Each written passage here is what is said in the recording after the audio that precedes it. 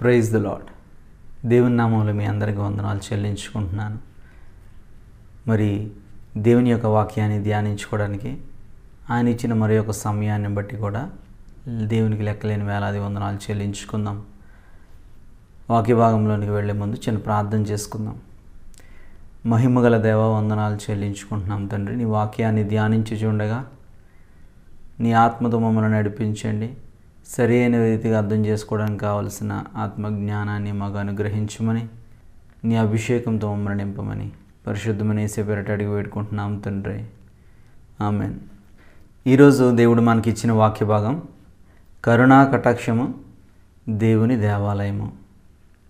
కరుణా కటాక్షము దేవుని దేవాలయము. ఈ రెండింటికి ఉన్న సంబంధం ఏంటి? ఆ సంబంధాన్ని తెలుసుకోవడానికి మనం ఈరోజు ప్రయత్నం చేద్దాం. ఇందులో కరుణా కటాక్షము అనే మాట మనం తీసుకున్నట్లయితే, కరుణా కటాక్షం అనేది దేవుని యొక్క ప్రధాన లక్షణం. ఓకే, ఆయన కరుణామయుడు కదా, కరుణ కలిగిన వాడు. ఆయన్ని ఇజ్రాయేలీయులు అంటే ఆయన ఎన్నుకున్న ఆయన జనాంగము ఆయన్ని సరిగా అర్థం చేసుకోలేక, ఆత్మీయంగా ఆయన్ని అప్రోచ్ అవ్వకుండా క్రియల రూపం ద్వారా ఆయన్ని అప్రోచ్ అవుతూ, దేవుడు క్రియల రూపంలో ఆయన తెలియజేశాడు, కానీ ధర్మశాస్త్రం అంతా కూడా ఆత్మ సంబంధమైనదే అని మనం రోమీలకు రాసిన పత్రికలో మనం చూస్తాం కదా. ధర్మశాస్త్రము ఆత్మ సంబంధమైనదే, కానీ వీళ్ళ అప్రోచ్ మాత్రం క్రియల రూపంలో ఉండడంతో దేవుణ్ణి సరిగ్గా అర్థం చేసుకోలేకపోవడం వలన దేవుడు కరుణామయుడు అనే విషయాన్ని వాళ్ళు గ్రహించలేకపోతున్నారు. దేవుడు కఠినుడు అనే విషయాన్ని మాత్రమే వాళ్ళు ఆలోచిస్తున్నారు. కరుణామయుడు అని మనం ఏ విధంగా చూడగలుగుతాము? పాత నిబంధనలో మనం ఇజ్రాయేలీయుల్ని ఆయన ట్రీట్ చేసిన విధానం చూసినట్లయితే ఆయన కరుణామయుడు అనే అర్థమవుతుంది. ఎందుకంటే మొదటి నుంచి కూడా ఇజ్రాయేలీలు ఏమి చక్కగా నడిచిన వ్యక్తులు ఏమి కాదు, మెడవంగని జనం అని కూడా వాళ్ళని దేవుడు చెప్తున్నాడు. వాళ్ళు 4 సంవత్సరాలు తిరగవలసింది 40 సంవత్సరాలు తిరిగారంటే వాళ్ళని ఎంతగా ప్రూన్ చేయవలసి వచ్చింది. వాగ్దాన దేశానికి స్టార్ట్ అయిన వాళ్ళు ఎవరు వెళ్ళలేదు, ఓన్లీ ఇద్దరే. నెక్స్ట్ వచ్చిన జనరేషన్స్ మాత్రం వాగ్దాన దేశానికి చేరుకోగలిగారు. దేవుడి యొక్క కరుణని గ్రహించలేకుండా వాళ్ళ మధ్యలో ఆయన ఒక నివాస స్థానం ఏర్పరచుకొని వాళ్ళ మధ్య నివసిస్తూ వాళ్ళతో పాటు ఆయన కదిలేవాడు కదా. దేవుడే వాళ్ళ మధ్య నిలిచి ఉండేవాడు. ఆయన ఒక గుడారాన్ని కట్టించమన్నాడు, ఆ గుడారంలో ఆయన ఒక నివాసం ఏర్పరిచాడు. సో దేవుడు ఆ జనాంగంతో పాటు ఉండడానికి ప్రయత్నించాడు. ఎప్పుడు వాళ్ళ జీవితాల్లోనికి ఎటువంటి చెడు అయినది రాకుండా వాళ్ళ జీవితాల ద్వారా ప్రపంచానికే వెలుగుని తీసుకురావాలని వాళ్ళని ఎంచుకున్నాడు. దాని నిమిత్తమే ఎంతో వాళ్ళ మీద జాలి, దయా, కరుణ అనేవి చూపిస్తూ ఉండేవాడు ఆయన. ఎన్నోసార్లు వాళ్ళు తప్పిపోవడం జరిగింది, అయినప్పటికీ వాళ్ళని ప్రేమిస్తూనే వచ్చాడు, వెనక్కి తీసుకొస్తూనే వచ్చాడు, వాళ్ళని కడుతూనే వచ్చాడు. ఆయన ప్రేమ అపారమైనది. సో దేవుని యొక్క కరుణ అనేది మనం ఏ విధంగా చూడగలుగుతామో ఆయన మందసాన్ని మనం ఒకసారి పరిశీలన చేసినట్లయితే మనకు అర్థమవుతుంది. ఆర్క్ ఆఫ్ కవెనెంట్లో అక్కడ మందసంలో అక్కడ ఏమి ఉంచబడ్డాయంటే, దేవుని వాక్యంలో ఏమనుందంటే, ఈయన కరుణామయుడని చెప్పడానికి దేవుడి వాక్యంలో ఏమని చాలా చోట్ల ఆయన కరుణామయుడు, ఆయన కరుణిస్తాడు అనే విషయాలు మనకు చెప్పబడింది. ఒక వాక్యాన్ని లేదా 2 వాక్యాలను చూసి దాన్ని చదువుకోవడానికి ప్రయత్నం చేద్దాం. 2వ దినవృత్తాంతాలు 30:9 2వ భాగంలో ఈ విధంగా ఉంది. మీ దేవుడని యెహోవా కరుణా కటాక్షములు గలవాడు గనుక మీరు ఆయన వైపు తిరిగిన ఎడల ఆయన మీ యందు ప్రసన్నుడగును. ఇక్కడ చాలా చక్కగా రాయబడి ఉంది, చాలా క్లియర్గా చెప్పబడి ఉంది. ఆయన కరుణా కటాక్షములు కలిగిన వాడు కనుక మీరు ఎన్ని తప్పులు చేయని, వాళ్ళు ఏ స్టేజ్లో ఉండని, 4th స్టేజా లేకపోతే 5th స్టేజ్, ఏ స్టేజ్లో అయినా సరే మీరు ఆయన వైపు తిరిగి ఆయన్ని ప్రార్థిస్తే కనుక, ఆయన చెంత చేరితే కనుక ఆయన మిమ్మల్ని తిరిగి ఆదరిస్తాడు అనే విషయం అయితే ఇక్కడ చెప్పబడుతుంది కదా. మీ దేవుడని యెహోవా కరుణా కటాక్షములు గలవాడు కనుక మీరు ఆయన వైపు తిరిగిన ఎడల ఆయన మీ యందు ప్రసన్నుడగును అనే విషయం ఇక్కడ చెప్పబడి ఉంది. ఇంకో వచనం చూసుకున్నట్లయితే నిర్గమాకాండము 20:6 ఈ విధంగా రాయబడి ఉంది. నన్ను ప్రేమించి నా ఆజ్ఞలు గైకొను వారిని 1000 తరముల వరకు కరుణించువాడనై ఉన్నాను. నన్ను ప్రేమించి నా ఆజ్ఞలను గైకొను వారిని 1000 తరాల వరకు ఆయన కరుణిస్తాడంట. ఆయన కరుణ చూడండి, ఆయన కోపం వస్తే 4 తరాల వరకే, కానీ ఆయనకి ప్రేమ వస్తే 1000 తరాల వరకు దీవిస్తాడంటున్నాడు. అదే కోపం వస్తే 4 తరాల వరకు శపిస్తానంటున్నాడు. కానీ ఆయనకి ప్రేమ వస్తే, ఆయన వైపు తిరిగి ఆయన ప్రేమిస్తే ఆయన ప్రేమ మన మీద ఎప్పటివరకు చూపిస్తాడు? 1000 తరాల వరకు. అంత కరుణమయ్యాడు ఆయన, అంత కరుణ ఆయన చూపుతున్నవాడు. కానీ ఇజ్రాయేలీయుల యొక్క స్వభావం ఆయన ఆత్మీయంగా అర్థం చేసుకోవడానికి కాకుండా క్రియారూపకంగా వ్యక్తీకరించడానికి వాళ్ళు ప్రయత్నం చేశారు. సో దేవుడు మన వాక్యంలో చెప్పినట్లుగా ఆయన చాలా కరుణ గలవాడు. మరి కరుణాపీఠం గురించి చూసినట్లయితే నిర్గమకాండంలోని 25, 26, 27 అధ్యాయాల్లో కరుణాపీఠం ఏ విధంగా నిర్మించాలి దానికి సంబంధించిన వివరాలన్నీ అందులో ఉంటాయి. ఈ మందసం ఏదైతే ఉందో ఆ మందసాన్ని తయారు చేసినప్పుడు ఆ మందసంలో మన్నాని కానీ లేకపోతే 10 ఆజ్ఞలు రాయబడిన రాతి పలకలు కానీ ఇంకా అహరోను యొక్క కర్ర, ఈ మూడింటిని అందులో భద్రపరచడం జరిగింది. దాని మీద ఒక పీఠాన్ని ఏర్పాటు చేశారు, ఒక మూతలాగా లిడ్ లాగా దాని మీద ఏర్పాటు చేయడం జరిగింది. ఆ మూత మీద కెరూబులు రెక్కలు చాపుతున్నట్టుగా ఆ ఆర్క్ అనేది డిజైన్ చేయబడింది. దేవుడు చెప్పినట్లుగానే డిజైన్ చేశారు. ఆ మధ్యలో ఉండే భాగం ఉంది కదా ఆ లిడ్, అదే కరుణాపీఠం. ఈ కరుణాపీఠం మీద అర్పింపబడిన బలికి సంబంధించిన అవన్నీ ఆ రక్తం కానీ అక్కడ ఉంచడం జరుగుతుంది. ఆ రక్తం దాని మీద చల్లడం జరుగుతుంది. అది అక్కడ ఆ రక్తం దాని మీద చల్లినప్పుడు దేవుడు ఆ రక్తాన్ని చూసి పాప క్షమాపణ నిమిత్తమే రక్తం చెల్లింపబడిందని వాళ్ళని క్షమిస్తూ ఉండేవాడు. ఆ రక్తం ఎవరిది అంటే పాత నిబంధనలో జంతువులది అర్పించేవారు. దేవుడు ఈ వేటినైతే ఆయన ప్రస్తావించాడో వాటిని బలిగా అర్పించేవారు. కానీ ఈ బలి చేసినప్పుడు ఏమవుతుందంటే ఆ బలికి సంబంధించిన రక్తం ఆ సంవత్సరం వరకు కూడా ఇజ్రాయేలీయుల యొక్క ఆ ప్రజలందరినీ దేవుని యొక్క ఉగ్రత నుంచి కాపాడుతుంది. ఎందుకు? జనాల్లో ఉన్న అపవిత్రత దేవుని దృష్టికి రాకుండా దేవుడు దాన్ని క్షమించినట్లుగా ఆ రక్తం చిందింపబడుతుంది. ఇది సంవత్సరానికి ఒకసారి జరుగుతుంది. ప్రతి సంవత్సరం కూడా ఈ ప్రక్రియ చేస్తూ ఉండేవారు. ఓకే, కరుణాపీఠం మీద బలి అర్పింపబడిన దాని యొక్క రక్తాన్ని ప్రోక్షించడం అనేది ఈ విధంగా బలి జరుగుతూ ఉండేది. ప్రధాన యాజకుడు అనేవాడు ప్రతి సంవత్సరము ఇజ్రాయేలీయులు చేసిన పాప పరిహారార్థ నిమిత్తమై బలి అర్పించాలి. ఆ బలి యొక్క రక్తాన్ని తీసుకెళ్ళి కరుణాపీఠం మీద చిలకరించాలి. ఓకే, అక్కడ ఉంచినప్పుడు ఆ రక్తము వీళ్ళ యొక్క పాపాన్ని కడుగుతుంది కనుక ఆ సంవత్సరం వరకు దే ఆర్ సేవ్డ్. ఓకే, ఇలా ఎవ్రీ ఇయర్ చేస్తూ ఉండాలి. ఆ సంవత్సరం చేసిన పాపాలన్నీ ఒప్పుకొని దానికి సంబంధించిన బలి చేయాలి. ఇలా ఎవ్రీ ఇయర్ యెరూషలేములో ఉన్న దేవుని యొక్క దేవాలయంలో ఈ పని చేస్తూ ఉండాలి. మరి నూతన నిబంధనలో ఏం జరిగిందంటే ఇక్కడ మనం సరిగ్గా గమనించినట్లయితే దేవుడు ప్రాసెస్ అనేది ఏమీ చేంజ్ చేయలేదు. పాత నిబంధనకి క్రొత్త నిబంధనకి ఒకటే ప్రాసెస్. పాప పరిహారార్థమై బలి జరగాలి అనేది కామన్. అది కరుణాపీఠం మీద జరగాలి. ఈ కరుణాపీఠం ఏం చేస్తుంది? ఇవ్వబడిన బలిని తీసుకొని కరుణను విడుదల చేస్తుంది కదా. ఇవ్వబడిన బలి యొక్క రక్తాన్ని తీసుకొని కరుణను విడుదల చేస్తుంది. దేవుడు కరుణని విడుదల చేస్తున్నాడు దాని నుంచి. ఈ కరుణాపీఠం మీదకి ఆయన సన్నిధి దిగి వస్తుంది. ఆ కరుణాపీఠం మీద పెట్టబడిన ఆ రక్తాన్ని దేవుడు గుర్తుంచుకొని వాళ్ళ యొక్క పాపాలని ఆయన క్షమిస్తున్నాడు. పాత నిబంధనలు ఈ విధంగా జరిగింది. మరి కొత్త నిబంధనలో ఏం జరిగింది? ఇక్కడ మార్పులు ఏమీ లేవు. పాత నిబంధనలు అయినా కొత్త నిబంధనలు అయినా పాప పరిహారార్థము బలి అనేది జరగాలి. రక్తం అనేది బలిగా ఇవ్వబడాలి. పాత నిబంధనలో జంతువుల రక్తాన్ని అర్పించేవారు. కొత్త నిబంధనలోకి వచ్చిన తర్వాత గొర్రెపిల్ల అయిన యేసు యొక్క రక్తము, నిర్దోషమైన ఆయన రక్తము చిందించబడింది. నిర్దోషమైన ఆయన రక్తం ఎందుకు చిందించబడింది?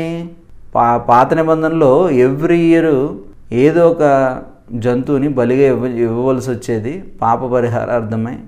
ఆ సంవత్సరం చేసిన తప్పులన్నీ గుర్తుంచుకుని మళ్ళీ దాని నిమిత్తమే పశ్చాత్తాపడి ఆ బలి అర్పించాలి. ఇలా ప్రతి సంవత్సరం చేయాల్సి వస్తుంది కనుక కేవలం ఇజ్రాయేలీ నిమిత్తమే కాదు, యావత్ ప్రపంచము నిమిత్తము ఒక్కసారే ఏ పాపం ఎరుగని నిర్దోషమైన అత్యంత విలువైన ఆయన రక్తాన్ని బలిగా ఆయన అర్పించడం జరిగింది. దేని మీద? కరుణాపీఠం మీదే.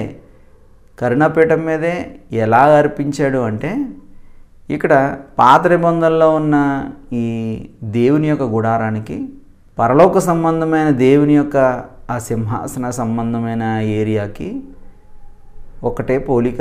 ఇది మనకి నమూనాగా కనబడుతుంది. హెబ్రీయులకు రాసిన పత్రిక 9వ అధ్యాయము 23వ వచనంలో మనం చూసినట్లయితే అక్కడ ఎలా ఉంది? పరలోకమందున్న వాటిని పోలిన వస్తువులు ఇట్టి బలుల వలన శుద్ధి చేయబడవలసి ఉండెను, కానీ పరలోక సంబంధమైన వీటికంటే శ్రేష్టమైన బలుల వలన శుద్ధి చేయబడవలసి ఉండెను కదా. ఇక్కడ ఏమేమి వస్తువులు పెట్టబడ్డాయో పరలోక సంబంధంలో కూడా అదే రకమైన నమూనాతో ఆయన యొక్క సన్నిధి ఉన్నది. పాత నిబంధనలో మనకి నిర్మించబడ్డ దేవుని యొక్క గుడారం ఏ విధంగా నిర్మించబడింది అంటే పరలోక సంబంధమైన నమూనాతోనే కింద కూడా నిర్మించబడింది. సో పరలోక సంబంధమైన ఆ కరుణాపీఠం మీద అంటే దేవుడి యొక్క కరుణను బయటకు విడుదల చేయడానికి ఆయన రక్తం ఒలికించబడింది. ఇక్కడ మనము హెబ్రీయులకు రాసిన పత్రిక 9వ అధ్యాయం 3వ వచనం నుంచి మనం చూసినట్లయితే, 2వ తెరకు ఆవల అతి పరిశుద్ధ స్థలమను గుడారం ఉండెను. పరలోక సంబంధమైన ఆయన సన్నిధి ఏ విధంగా ఉంటుందో ఇక్కడ భూలోకంలో కూడా ఆయన గుడారం అదే విధంగా నిర్మించబడింది. 2వ తెరకు ఆవల అతి పరిశుద్ధ స్థలం అనే గుడారం ఉంటుంది. అతి పరిశుద్ధ స్థలము దేవుని యొక్క స్థలము, దానిలో ప్రవేశించడానికి వీలు లేదు. అందులో సువర్ణ దుపార్తియు అంతటను బంగారు రేకులతో తాపబడిన నిబంధన మందసమును ఉండెను. ఆ మందసములో మన్నా గల బంగారు పాత్రయు చిగురించిన అహరోను చేతికర్ర నిబంధన పత్రికలు ఉండెను. ఇది ఆర్క్ ఆఫ్ కవెనెంట్ అనేది ఎలా తయారు చేయబడింది అనేది ఇక్కడ రాయబడింది. దానిపై కరుణాపీఠమును కమ్ముకొనిన మహిమగల కెరూబులు ఉండెను. దాని మీద కరుణాపీఠం అనే ఆ లిడ్ ఉంది. దాని మీద కెరూబులు అనే దేవదూతలు కమ్ముకున్నట్టుగా వాటి రెక్కల ద్వారా ఉంటుంది. వీటిని గురించి ఇప్పుడు వివరముగా చెప్పవల్లపడదు. ఇవి ఇలాగూ ఏర్పరచబడినప్పుడు యాజకులు సేవ చేయుచు నిత్యమును ఈ మొదటి గుడారంలోనికి వెళ్ళుదురు కానీ సంవత్సరమునకు ఒక్కసారి మాత్రమే ప్రధాన యాజకుడు ఒక్కడే రక్తము చేత పట్టుకుని 2వ గుడారంలోనికి ప్రవేశించిన. సంవత్సరానికి ఒక్కసారి ఇందాక మనం అనుకున్నట్టు సంవత్సరానికి ఒక్కసారి మాత్రమే ప్రధాన యాజకుడు అతి పరిశుద్ధ స్థలంలోనికి వెళ్ళాలి. ఎక్కడికి? కరుణాపీఠం ఎక్కడైతే ఉందో అది అతి పరిశుద్ధ స్థలంలో ఉంది, బయట గుడారంలో లేదు, అతి పరిశుద్ధ స్థలంలో ఉంది. అక్కడికి వెళ్ళవలసి వస్తుంది సంవత్సరానికి ఒక్కసారే, అది కూడా ప్రధాన యాజకుడు ఒక్కడు మాత్రమే. ఆ రక్తము తన కొరకును ప్రజల ఆజ్ఞాతిక్రమముల కొరకును అతడు అర్పించును. దీనిని బట్టి ఆ మొదటి గుడారము ఇంకా నిలిచియుంచుండగా అతి పరిశుద్ధ స్థలంలోనికి ప్రవేశ మార్గము బయలుపరచబడలేదని పరిశుద్ధాత్మ తెలియచేయుచున్నాడు. ఇక్కడ గుడారాన్ని మనం చూసినట్లయితే outer court, holy place, holy of holies 3 పార్ట్స్గా విభజింపబడింది. హోలీ ప్లేస్లోకి దేవుని యొక్క యాజకులు వెళ్తారు, కానీ హోలీ ఆఫ్ హోలీస్ దగ్గరికి ఓన్లీ ప్రధాన యాజకుడు మాత్రమే వెళ్ళాలి. అది కూడా సంవత్సరానికి ఒక్కసారి మాత్రమే వెళ్ళాలి. ఓకే, ఆ హోలీ ఆఫ్ హోలీస్ ఉన్న ప్లేస్ ఏంటంటే ఆ ప్లేస్ దగ్గర దేవుని యొక్క మందసం ఉంచబడింది, కరుణాపీఠం ఉంచబడింది. ఆ మందసం లోపల 10 ఆజ్ఞలకు సంబంధించిన రాతి పలకలు, మన్నా, ఇంకా అహరోని యొక్క చిగురించిన కర్ర, ఈ 3 దాని మీద దాయబడి ఉన్నాయి. దాంట్లో ఆ గుడారం ప్రస్తుత కాలమున ఉపమానముగా ఉన్నది. దీనిని బట్టి ఆ మొదటి గుడారం ఇంకా నిల్చుచుండగా అతి పరిశుద్ధ స్థలములో ప్రవేశించే మార్గము బయలుపరచబడలేదని పరిశుద్ధాత్మ తెలియజేయుచున్నాడు. ఇక్కడ మనం చూసినట్లయితే పాత నిబంధనలో ఇంకెవరు వెళ్ళడానికి వీరలేదు. దేవుణ్ణి కలిసి మాట్లాడడానికి ఎవరికి అవకాశం లేదు. ఆ మొదటి గుడారానికి 2వ గుడారానికి మధ్యన తెర అనేది అడ్డుంది. అందులోకి ఎవరూ వెళ్ళకూడదు. దేవునితో యాక్సెస్ అనేది లేదు. అలాగే దేవుని యొక్క యేసుక్రీస్తుల వారి యొక్క రక్తము ద్వారా ఇప్పుడు ఆ యాక్సెస్ అందరికీ వచ్చింది. ఆ మధ్య అడ్డుగా ఉన్న ఆ తెర అనేది పైనుంచి కిందకి చీల్చివేయబడింది. 9లో ఆ గుడారము ప్రస్తుత కాలమునకు ఉపమానముగా ఉన్నది. ఈ ఉపమానార్థమును బట్టి మనస్సాక్షి విషయంలో ఆరాధకునికి సంపూర్ణ సిద్ధి కలుగజేయలేని అర్పణలు, బలులు అర్పింపబడుచున్నవి. మన మనస్సాక్షి ఉంటుంది కదా, మన మనస్సాక్షి విషయంలో ఆరాధకునికి సంపూర్ణ సిద్ధి కలుగజేయట్లేదు. ఏవి కలుగజేయట్లేదు? అర్పించేటువంటి అర్పణలు ఏవైతే ఉన్నాయో పాత నిబంధనలో అవి ఏ విధంగానూ మనిషి యొక్క మనస్సాక్షిని కట్టలేకపోతున్నాయి, సంపూర్ణతలోని తీసుకెళ్ళలేకపోతున్నాయి అని చెప్పి పరిశుద్ధాత్మ దేవుడు తెలియజేస్తున్నాడు. ఇది దిద్దుబాటు జరుగు కాలము వచ్చే వరకు విధింపబడి ఇది సరిచేయబడాలి. అన్నపానములతోనూ నానా విధములైన ప్రక్షాళనలతోనూ సంబంధించిన శరీరాచారములు మాత్రమే ఉన్నవి. శరీరానికి సంబంధించిన ఆచారాల ద్వారా ఇవన్నీ ఇవ్వబడినాయి. శరీరాచారాలు అనేవి చేస్తూ ఉండేవారు వాళ్ళు. ఎప్పటి వరకు? ఇది సరిచేయబడాలి. అది ఏ విధంగా సరిచేయబడుతుంది? యేసుక్రీస్తుల వారు వచ్చి ఆయన రక్తాన్ని అర్పించినప్పుడు అది సరిచేయబడుతుంది. అప్పుడు ఆ అడ్డుగా ఉన్న తెర చీల్చివేయబడుతుంది.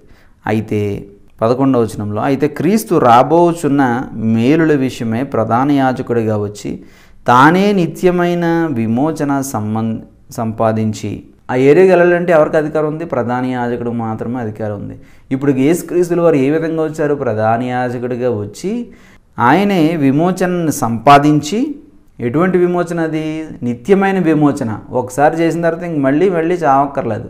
ఒకసారి ఆయన ప్రాణాన్ని అర్పించాడు, ఇంకా నిత్యమైన విమోచన జరిగిపోతుంది. హస్తకృతము కానిది అనగా ఈ సృష్టి సంబంధము కానిదియు మరి ఘనమైనదియు పరిపూర్ణమైనదినైన గుడారము ద్వారా, అంటే అక్షయ సంబంధమైన గుడారం ద్వారా మేకల యొక్కయు కోడెల యొక్కయు రక్తంతో కాక తన స్వరక్తంతో ఒక్కసారే పరిశుద్ధ స్థలంలో ప్రవేశించెను. ఓకే, అతి పరిశుద్ధ స్థలంలోనికి ఆయన రక్తం ద్వారా ఆయనకి ప్రవేశం ఉంది. 14వ వచనంలో చూసినట్లయితే, నిత్యుడగు ఆత్మ ద్వారా తన్ను తాను దేవునికి నిర్దోషినిగా అర్పించుకున్న క్రీస్తు యొక్క రక్తము నిర్జీవ క్రియలను విడిచి జీవముగల దేవుని సేవించుటకు మీ మనస్సాక్షిని ఎంతో ఎక్కువగా శుద్ధి చేయను. యేసు రక్తం మాత్రమే దేవుని సన్నిధిలోనికి సమాధానపరిచి దేవుని సన్నిధిలోనికి మనం వెళ్ళడానికి అది మన మనస్సాక్షిని శుద్ధి చేస్తుందంట. దేవుని రక్తం మాత్రమే. మేకలది అయితే దూడలది దాని యొక్క రక్తం అనేది అది దేవుని సన్నిధిలోనికి వెళ్ళగలిగేంత శక్తి మనకి ఇవ్వదు. 28వ వచనంలో మనం చూసినట్లయితే, అలాగుననే క్రీస్తు కూడా అనేక పాపములను భరించుటకు ఒక్కసారే అర్పింపబడి తన కొరకు కనిపెట్టుకుని యుండు వారి రక్షణ నిమిత్తము పాపము లేకుండా రెండవసారి ప్రత్యక్షమగును. ఇక్కడ ఆయన మరణం ద్వారా అక్కడ సంగతి అయిపోలేదు. యేసుక్రీస్తుల వారి యొక్క మరణం ద్వారా అక్కడ సంగతి అయిపోలేదు. కరుణాపీఠం మీద ఏ విధంగా అయితే బలులు అర్పించి పాప పరిహారార్థ బలి చేసి ఆ రక్తాన్ని సమర్పించినప్పుడు పాపం ఏ విధంగా అయితే పోతుందో, అదేవిధంగా అక్షయతకు సంబంధించిన ఆయన గుడారంలో కూడా యేసుక్రీస్తుల వారు బలిగా అర్పించిన ఆయన రక్తాన్ని ప్రోక్షించారు. దాని ద్వారా మనకి తండ్రితో సమాధానం ఏర్పడింది. తండ్రితో సమాధానం ఏర్పడి ఇప్పుడు మనకి ఏం లభించింది? నిరీక్షణ అనేది లభించింది, నిత్యజీవం అనేది లభించింది. ఆ నిత్యజీవం ఏ విధంగా? ఒకసారి వచ్చి ఆయన ప్రాణాన్ని అర్పించి ఆయన రక్తాన్ని అర్పించి మన పాపాలను కొట్టివేశాడు. రెండోసారి వచ్చి ఆయన మనని నిత్యత్వంలోనికి తీసుకువెళ్తాడు అనే నిరీక్షణ. రెండోసారి వచ్చి నిత్యత్వంలోనికి తీసుకెళ్తాడనే నిరీక్షణతో ఇక్కడ ఇది ఎండ్ అవుతుంది. ఇప్పుడు మనకి నిరీక్షణ అనేది ఆయన తిరిగి వచ్చి మనం నిత్యత్వంలో తీసుకెళ్తాడనేది ఆధారం. ఆయన మనపై చూపించిన కరుణను బట్టి కేవలం ఇజ్రాయేలీలకు మాత్రమే కాదు, అన్యజనులకి, అందరికీ, ప్రపంచంలో ఉన్న సమస్త మానవాళికి విమోచన కలుగు చేయడానికై ఆయన రక్తాన్ని బలిగా అక్షయ గుడారంలో ఆయన అర్పించడం జరిగింది. దాని ద్వారా మనుష్యుల మీదకి కరుణ వచ్చింది. దేవుని యొక్క కరుణ విడుదల చేయబడింది. ఆయన కరుణాధారముగా మనందరం పాపము నుంచి విమోచింపబడ్డాం. కరుణాధారంగా మనందరము ఈ యొక్క పాప జీవితాన్ని నుంచి విమోచింపబడ్డాం. ఇప్పుడు ఆ రెండో పార్ట్, మన టైటిల్లో రెండో పార్ట్ ఉంది కదా, దేవుని దేవాలయము అనే విషయాన్ని చూడడానికి ప్రయత్నం చేద్దాం. ఫస్ట్ది కరుణా కటాక్షము. ఈ కరుణా కటాక్షము దేవుని యొక్క కరుణాపీఠం మించి మన మీదకి వచ్చింది. పాతకాలంలో, పాత నిబంధనలో ఎడ్ల యొక్కయు మేకల యొక్కయు బలులు అర్పించేవారు, ఆ రక్తాన్ని అర్పించేవారు. దాని ద్వారా కరుణ సంవత్సరానికి వచ్చేది. కొత్త నిబంధనలో ఏమైంది? అక్షయమైన గుడారంలో యేసుక్రీస్తు తన రక్తాన్ని బలిగా అర్పించడం వలన ఒక్కసారే బలిగా సమస్తమైన మానవాళికి మానవాళి నిమిత్తమై ఆయన రక్తాన్ని బలిగా అర్పించడం జరిగింది. ఇప్పుడు ఎవరు కూడా పాప సంబంధమైన జీవితంలో జీవించవలసిన అవసరం లేదు. దాని నిమిత్తమైన భయం అక్కర్లేదు, మరణం సంబంధించిన భయం అక్కర్లేదు. సో గిల్ట్ అక్కర్లేదు. దేవుని సన్నిధిలో ఆయన్ని మనం సొంత రక్షకుడిగా మనం ఒప్పుకుంటే మనం ఆయన సన్నిధిలో రక్షణ పొందుకున్న వారముగా ఎంచబడతాం. మరి కరుణా కటాక్షము ఇంకా దేవుని దేవాలయము, ఈ రెండింటికి సంబంధం ఏంటి చూద్దాం. దేవుని దేవాలయం అనే విషయాన్ని కూడా తెలుసుకోవడానికి ప్రయత్నం చేద్దాం. ఇక్కడ దేవుని దేవాలయము అని చెప్పినప్పుడు దేవుని మరి దేవాలయం ఏంటి? యోహాను సువార్త 2వ అధ్యాయము 18వ వచనము నుంచి 21 వరకు చూద్దాం. యోహాను సువార్త 2వ అధ్యాయము 18వ వచనం నుంచి 21వ వచనం వరకు చూసినట్లయితే, కాబట్టి యూదులు నీవు ఈ కార్యములు చేయుచున్నావే, ఏ సూచన క్రియను మాకు చూపెదవని ఆయనను అడుగుచుండగా, యోనా సూచన క్రియ చూపించాడు కదా, నువ్వేం చూపిస్తావని ఆయన అడుగుతున్నాడు. వీళ్ళందరూ సూచన బ్యాచ్ మాట, సూచనలు కావాలి వీళ్ళకి. సో 19వ వచనంలో, యేసు ఈ దేవాలయమును పడగొట్టి 3 దినములలో దానిని లేపుదును అని వారితో చెప్పాను. యూదులు ఈ దేవాలయము 46 సంవత్సరములు కట్టిరే, నీవు 3 దినముల్లో దాన్ని లేపుదువా అనిరి. అయితే ఆయన తన శరీరమును దేవాలయమును గురించి ఈ మాట చెప్పాను. దేవుని యొక్క శరీరమే అక్కడ దేవాలయముగా ఎంచబడింది. దాని విషయమై యేసుక్రీస్తుల వారు చెప్తున్నారు. దేని విషయంలో? ఆయన్ని శ్రమల గుండా తీసుకువెళ్ళి ఆయన్ని హింసించి సిలువలోనికి తీసుకొచ్చి సిలువ మరణం తర్వాత పాతి పెట్టబడి 3వ రోజున ఆయన తిరిగి లేవడం అనేది, దాని గురించిన విషయాల్ని ఇక్కడ చెప్పబడుతున్నాయి కదా. యోహాను సువార్తలో 2వ అధ్యాయము 18 నుంచి 21 వరకు చూసినట్లయితే దేవుని యొక్క పుణ్యకార్యాన్ని, దాని గురించి ఎక్స్ప్లెనేషన్ యేసే చెప్తున్నాడు. ఆయన సిలువ వేయబడి మరణించి పాతిపెట్టబడి తిరిగి లేవడం అనే విషయాన్ని గురించి 3 రోజుల్లో ఈ దేవాలయాన్ని నేను తిరిగి కడతాను అని చెప్తున్నాడు యేసు. ఈ దేవాలయమును పడగొట్టుడి, 3 దినముల్లో దాన్ని లేపుదునని వారితో చెప్పాను. ఈ దేవాలయం అంటే ఇక్కడ ఏంటి? ఆయన శరీరం. ఆయన శరీరం గురించిన మాటలు 21వ వచనంలో ఉంది. ఆయన శరీరం గురించిన మాటలు ఆయన చెప్తున్నాడు. అంటే దేవుని దేవాలయం అంటే దేవుని శరీరము. కరుణా కటాక్షము కరుణాపీఠం నుంచి మనకి వచ్చింది.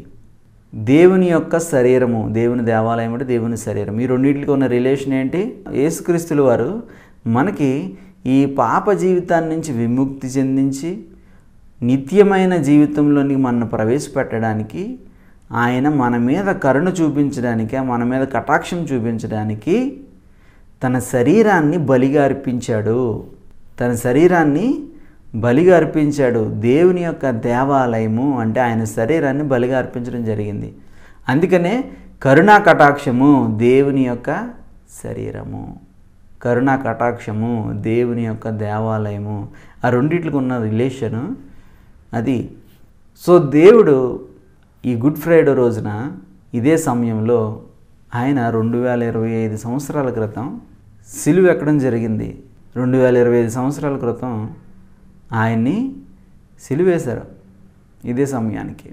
ఇక్కడ మనం అర్థం చేసుకోవాల్సింది ఏంటంటే, మన పాపాల నిమిత్తమై ఆయన తన శరీరాన్ని బలిగా పెట్టి తన రక్తాన్ని ఒలికించి అక్షయమైన గుడారంలో ఆయన రక్తాన్ని కరుణాపీఠం మీద ఉంచారు. ఆ కరుణా కటాక్షం మన మీదకు వచ్చి మనలో ఉన్న పాప స్వభావాన్ని, పాపానికి సంబంధించిన క్షమాపణని మనకు అనుగ్రహించి పాప స్వభావం నుంచి మనకి సెపరేట్ చేసి దేవునితో సమాధానపరిచి అతి పరిశుద్ధ స్థలంలోనికి మనం ప్రవేశించడానికి ఆస్కారమైంది. సో ఇప్పుడు దేవునితో సత్సంబంధం కలిగి ఉండడానికి మనకు అవకాశం ఏర్పడింది. మనం క్షమించబడ్డాం. ఆయన రక్తం మన తరపున అక్కడ వాదిస్తుంది. సో మనం ఇక్కడ అర్థం చేసుకోవాల్సింది, కరుణా కటాక్షము దేవుని దేవాలయము. ఈ రెండు వీటి యొక్క రిలేషన్. కరుణా కటాక్షము దేవుని దేవాలయము. ఈ రెండింటి మధ్య ఉన్న రిలేషన్ మనం ఆ విధంగా అర్థం చేసుకోవాల్సి ఉంది. ప్రకటనల గ్రంథము 21వ అధ్యాయం 22వ వచనంలో ఏమని ఉందంటే, దానికి ముందు వచనాల్లో నూతన యెరూషలేమును గురించిన వివరణ చేస్తూ 22వ వచనంలో ఆ నూతన యెరూషలేములో దేవాలయం అనేది నాకేం కనబడలేదు, ఫిజికల్గా అక్కడ ఏం కనబడలేదు. కానీ అక్కడ దేవాలయం ఏంటంట, చదువుదానికి ప్రయత్నం చేద్దాం. 22వ వచనంలో, దానిలో ఏ దేవాలయమును నాకు కనబడలేదు, సర్వాధికారి అయిన దేవుడగు ప్రభువును గొర్రెపిల్లయు దానికి దేవాలయమై ఉన్నారు. యేసుక్రీస్తుల వారే దేవాలయంగా అక్కడ మనకి కనబడుతున్నారు. దేని ద్వారా మనకి ఆయన దేవాలయంగా ఉన్నారు?